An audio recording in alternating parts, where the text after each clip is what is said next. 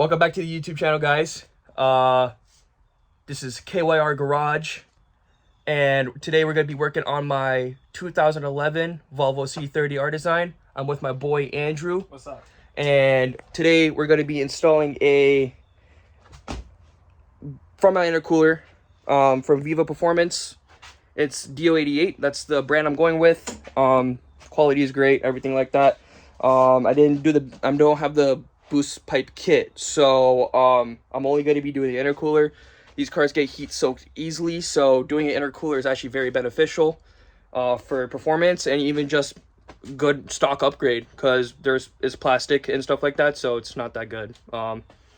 So what we're going to be doing first is taking off this front bumper. I already got the car in the air, took the front wheels off, and I'll show you guys what I have to do with taking off this bumper.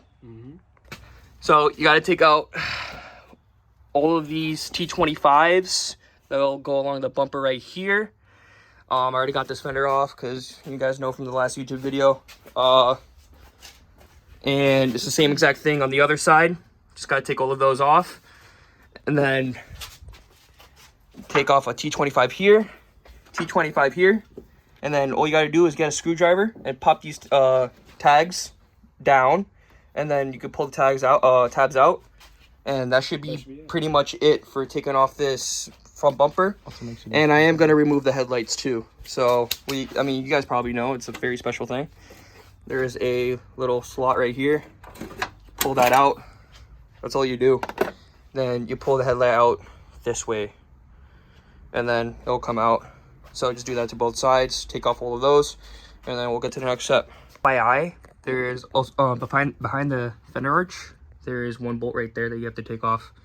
That's by the headlight here. That's by the headlight, right under that seam where the fender and the bumper meet. It's right over there. It's also a T25.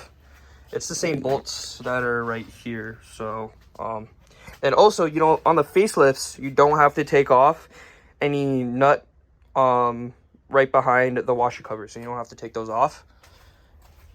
You might have to take them off, actually, because the instructions are on a V50 for a DO88, so there shouldn't be a huge difference.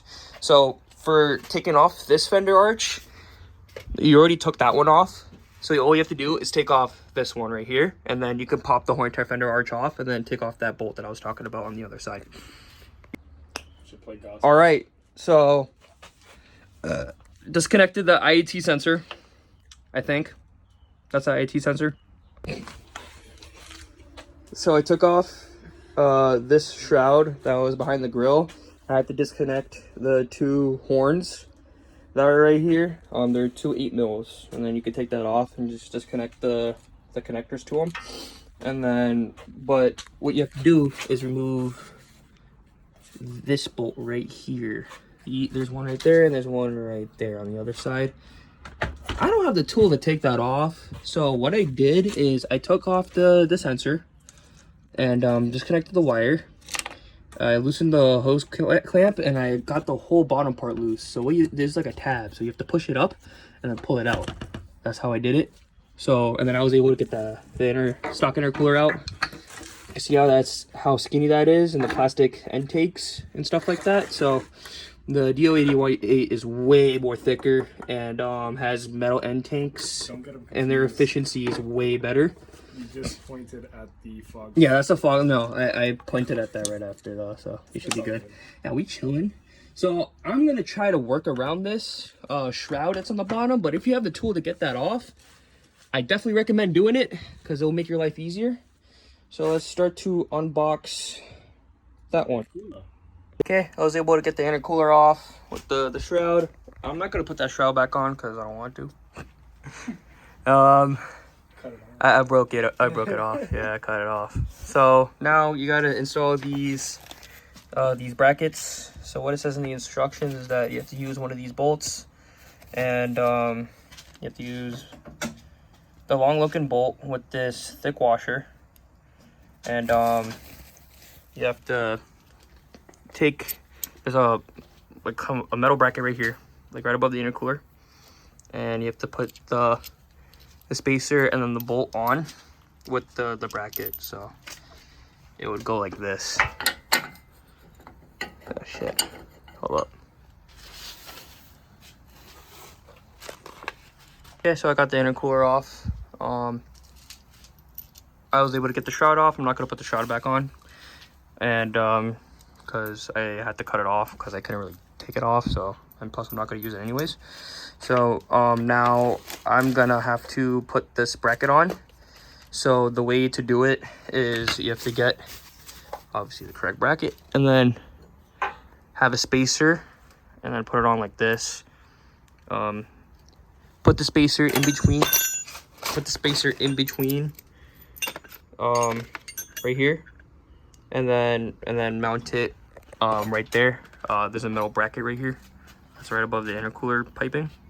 So you take that out. That was a, I forgot what size that was. That was a 10 mil. So you take out that 10 mil on both sides, and then yeah, put that spacer on with the new bolt right over there. I'll show you guys after. Oh, I got the FMIC on. This looks freaking huge compared to the stock one. Yeah, the stock with the plastic intakes and stuff like that. You can see, like, you know, this thing is going to be really good, you know. I got the intercooler piping back on. Make sure there's space between the condenser and the intercooler so you can get this pipe back on, because it gets pretty tight there. So there is some adjustment on this section.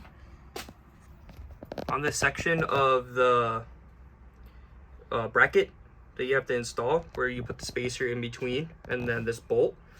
You can probably see the spacer right there. Yeah. So, and then you just got to move it around like side to side and see if you can fit it. By the way, Andrew, like, look at that. Skinny. Thin. Very really skinny. Thin. Take a look at the other one. And then this. Side by side right here. Side by side, like, you can see the thickness. It's very, very thick with 2 C's. And I used all the new mounting hardware that they provided, even for the IAT sensor. Just put it in the same exact spot, put the connector back on, put the front failers back on, and like, it fits perfectly. It's actually not a bad fit whatsoever. Makes the car look pretty aggressive with this on. It's not gonna be that noticeable behind the bumper though. Once we put the bumper back on. Yeah. And also, I put this new Artisan badge on. Beautiful. It's brand new. And then comparing it to the other one right here. All faded. Absolutely. Doesn't even exist anymore, to be honest. So, gotta put the bumper back on. And then put the headlights back on, put the fog lights back on, and connect it. And run it. Take it for a rip, actually. So, let's do that.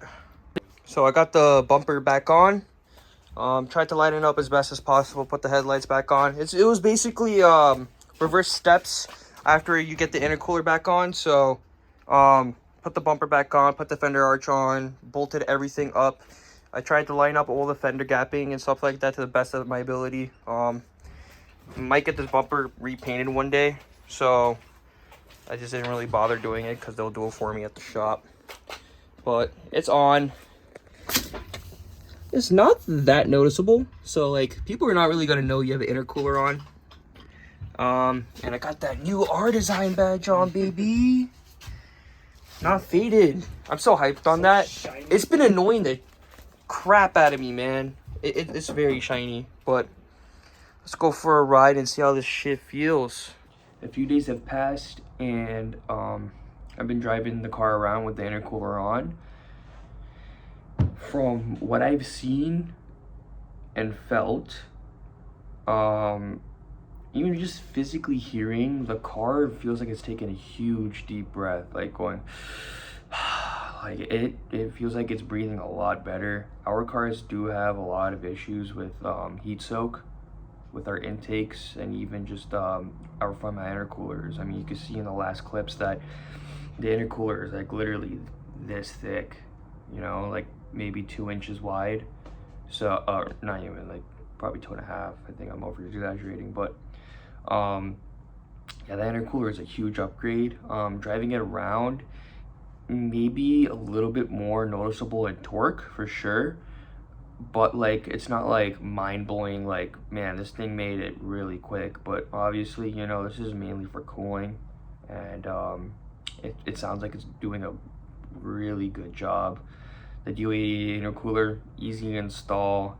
As long as you take off the front bumper and take off that front shield and stuff like that, it's really easy to do.